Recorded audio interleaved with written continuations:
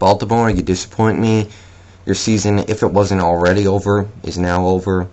I thought you could go into San Diego and push Phillip Rivers around and get this win for what it was worth, but Rivers effectively torched you guys pretty well. I think that defense is better than that. I know they're not a good team, but their defense still has good players, so I think that's an embarrassment to them because, as you all know, I don't respect Phillip Rivers. I don't think he's a good player at all. But, obviously they did a pretty good job on LT, but what's it worth at the end? Gates absolutely lit him up. They were trying to single cover him with a tight end, and that's not going to work. You can't cover Gates like that. It's just not going to happen. Offensively, the Ravens, by their standards, had an offensive explosion, 14 points. I don't think they had any turnovers except for the one on the kickoff. Offensively, they did some things right, but, their defense, it's giving up way too many points. They're too good for that. I mean, Chris McAllister has just dropped off the face of the earth this year. Samare Rolls obviously fighting epilepsy, I think it is, so that's an unfortunate problem to have. Ed Reed, he's got a fair few picks, but obviously he's not doing his job in deep coverage. Just all around. On the plus side, Ray Lewis is one tackle from history. He's one tackle away from 1,500 on his career. He's one of my all-time favorite players. So at the end of this season, I might make a tribute to him in a video or something like that because I am a big fan of him. He should get that next week, so I'll probably mention that. Thanks for the effort, Philadelphia. You showed New England has weaknesses. They're not invincible. They're not perfect. They got weaknesses like every other team, and you helped show it. I mean, if you have a good pass-catching running back, they kind of play to the outsides. They play toward the sidelines on defense, and you can beat them on the inside because the inside of their defense, the inside linebackers and the safeties are all pretty old. So if you come in with that kind of game plan and you stick to playing the insides, you can put points up on them like you guys did, like Philadelphia did. Feely had a pretty good game, made crucial mistakes that cost the game, but he also made some very good ones that kept them in the game, finding Greg Lewis and Reggie Brown and L.J. Smith and Kevin Curtis over the middle wide open because Philadelphia was so obsessed with stopping Brian Westbrook.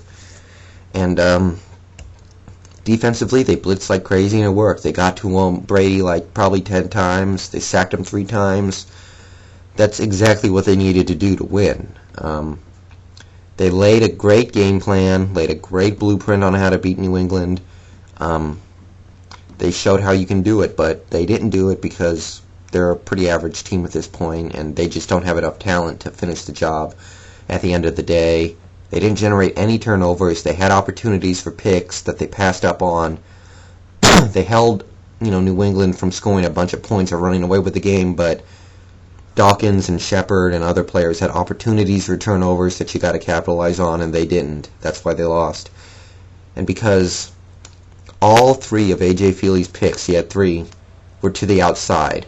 All day, they worked New England to the inside, and it worked really well. And when they went to the outsides, that's what happened. They blew the game. On that deep throw to Kevin Curtis, that was just a really awful throw outside. The pick at the beginning of the game that Samuel took back, outside. The pick that officially ended the game, outside.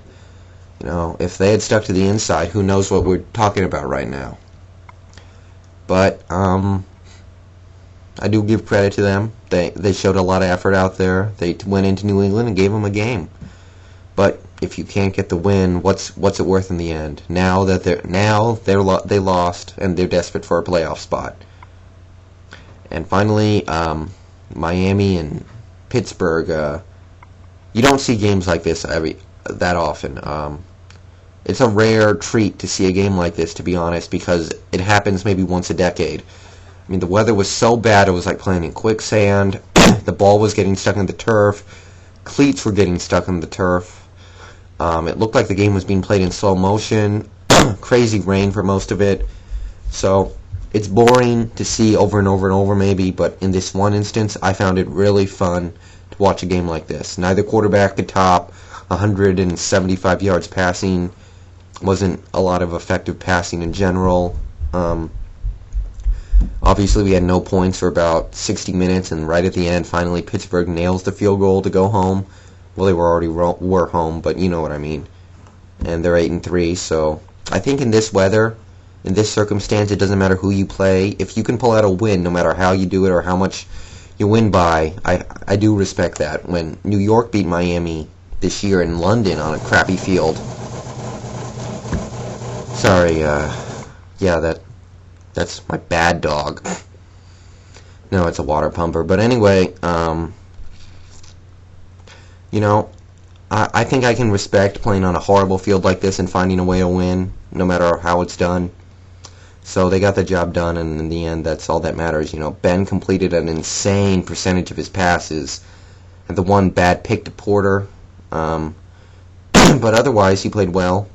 And, you know, this Pittsburgh offensive line, I thought last week might have been an aberration, but it really is awful.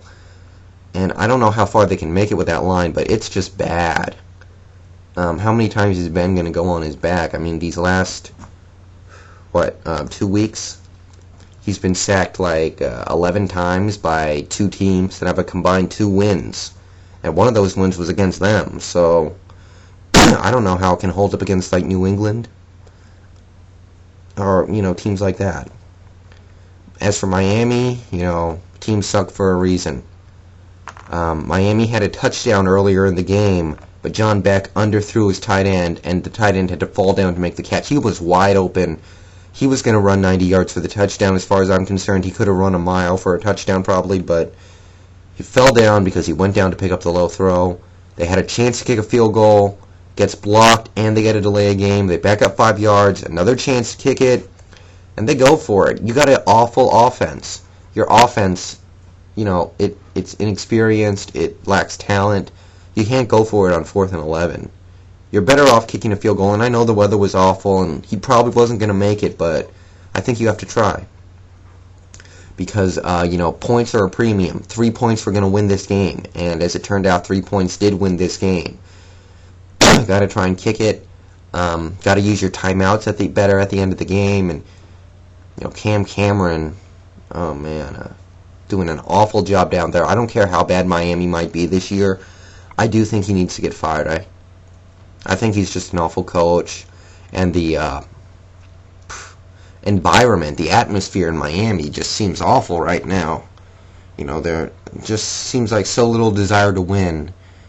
I mean, in that weather, there's no reason why a quarterback should complete 18 to 21. Think about that for a second. I mean, they were giving the Pittsburgh wide receivers like 10 yards every play, it felt like. All Ben needed to do was have time to find one when he wasn't getting sacked, but I digress. You know, that secondary, I never realized how awful it really was. So, interesting game, interesting experiment. I appreciated it. A couple of quick notes. Roosevelt Colvin for the Patriots goes on injured reserve. Big loss for them. Thins their already pretty old and ancient LB linebacker core. Probably moves Junior Seau or Eric Alexander into the starting lineup, neither of which bodes well for them. Cardinals cornerback Eric Green on IR. That's a pretty big blow to them. Now they might have to start Andrel Roll. And this Thursday's game, so many different ways I'm being pulled on this. I don't really know which way to go. I'll get back to you guys tomorrow. I need to think about this. So, see you guys tomorrow.